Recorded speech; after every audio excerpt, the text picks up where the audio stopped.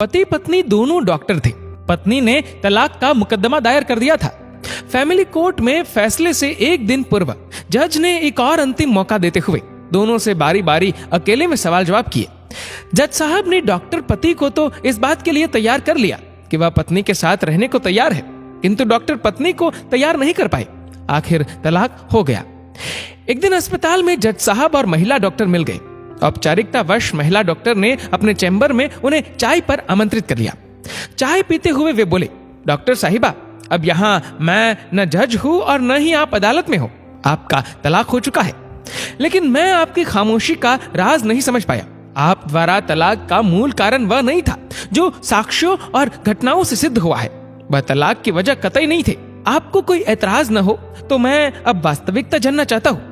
मुझे इससे भी कोई फर्क नहीं पड़ता जज साहब, कल उसके साथ कुछ भी घटे, उसे सजा हो, मुझे कोई फर्क नहीं पड़ता।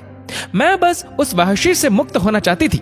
मैं नहीं चाहती थी कि मेरे तलाक के कारण उसका जीवन, उसकी नौकरी खतरे में पड़ जाए। मैं घाव को नासूर नहीं बनने देना चाहती थी। डॉक्टर महिला ने कहा, फिर तो अवश्य ही कोई गंभीर मामला था। जज साहब बोले। महिला ने कहा, हम दोनों ही डॉक्टर हैं।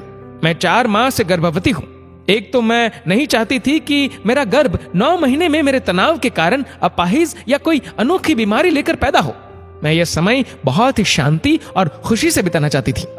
हर तनाव मुझे स्वीकार था, किंतु हद तो तब हो गई जब। इतना कहते कहते महिला रुक गई।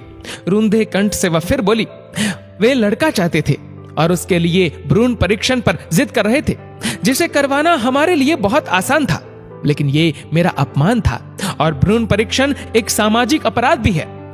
ओह, जज साहब के मुंह से निकला, हाँ, इसीलिए मैंने तलाक का ये कारण नहीं लिखा था। मुझे तो आसानी से तलाक मिल जाता, किंतु उन्हें सजा हो जाती, उनका भविष्य अंधकारमय हो जाता। अपने पेशे से वे बहुत मेहनती और ईमानदार है, इसलिए मैंने मूल कारण को अलग रखा। सजा उन्हें दिलवानी थी, उनके पेशे को नहीं। इसके अलावा भी डॉक्टर होने के साथ साथ पारिवारिक सामंजस्यता के अभाव से भी मैं उनसे ही नहीं, परिवार से भी बहुत प्रताड़ित हो रही थी। इसलिए इस कारण को अलग रखते हुए मैंने तलाक का अन्य कारण लिखा था। ये हथियार तो मेरे पास ब्रह्मास्त्र की तरह कभी भी इस्तेमाल करने के लिए सुरक्षित था। महिला ने कहा, इतना होने पर भी तुमने उस आदमी को बचा लिया जो भविष्य में किसी दूसरी स्त्री के लिए अभिशाप बन सकता है। जज साहब बोले, हम सामाजिक प्राणी हैं, ईश्वर पर आस्था रखते हैं, भविष्य के सुंदर स्वप्न देखते अवश्य है, किंतु जीते वर्तमान में है। कर्मण्येवाधिकारस्ते, गीता के इस संदर्भ को ध्यान में रखते हुए भविष्य के अच्छे बुरे कर्मों का हिसाब किताब ईश्वर पर छोड़ देते हैं। मुझे तो बस गर्भ में पल रही अपनी संतान के भविष्य के ताने बाने बुनने हैं, किंतु वर्तमान तनाव रहित और खुशनुमा जीना है। उसने आगे कहा, ऐसी ही अन्य कुरीतियों के विरुद्ध नारी को ही पहल करनी होगी। ऑपरेशन का बुलावा आ गया था। जज साहब से क्षमा मांगते हुए वह ऑपरेशन थिएटर की ओर चल दी। जिस समय जज साहब चैम्बर से बाहर निकल रहे थे, वे उस महिला की महानता के बारे में सोच रहे थे। बेटा हो या बेटी, हम कौन होते हैं चुनने वाले?